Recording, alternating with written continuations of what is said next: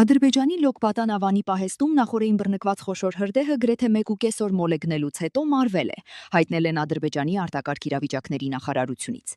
Հիշեցնենք, որ մայիսի 12-ի վաղ առավոտյան Բաքվի Ղարադաղի շրջանի Լոկպատան ավանի պահեստում խոշոր հրդեհ էր բռնկվել։ Կրակը տարածվել էր տարբեր ապրանքների պահպանման համար նախատեսված շուրջ 21,000 քառակուսի մետր պահեստային տարածքի վրա։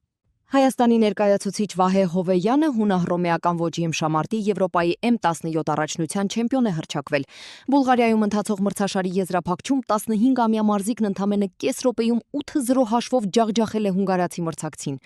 Ոսկե մեդալի համար կպայքարի նաև Ալեքսան Շալջանը, որ կիսաեզրափակչում վստահ հաղթանակ է տարել ադրբեջանցի մարզիկի նկատմամբ։ Հայաստանի թիմն արդեն ունի նաև 1 արծաթե եւ 2 բրոնզե մեդալակիրներ՝ իդեմս Զավեն Մեժլումյանի, Գեգամ Եղիազարյանի եւ Արարատ Ավետիսյանի։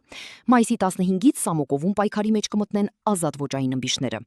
Ամերիկայի հայդատի հանձնախումբն ակտիվացրել է ամերիկյան կառավարության ուղղակի աջակցությունն Ադրբեջանին արգելող 907 բանաձևի վերականգնման ջանքերը։ Կոնգրեսականներ Դինա Տիտուսի, Քրիս Սմիթի, Բրեթ Շերմանի եւ նրանց աշխատակազմերի հետ հանդիպումներում հանձնախմբի գործադիր տնօրեն Արամ Համբարյանն ու համակարգող Թերեզա Երեմյանը քննարկում են Հայաստանին տրամադրվող ռազմական օգնության ավելացման եւ Ադրբեջանին զենքի տրամադրումը բացառելու հարցերը։ Օրակարգում է նաեւ Արցախում իրականացված էթնիկ զտումների եւ Հայաստանի ինքնիշխան տարածքներ խուժելու համար Բաքվի դեմ պատժամիջոցներ սահմանելու թեման։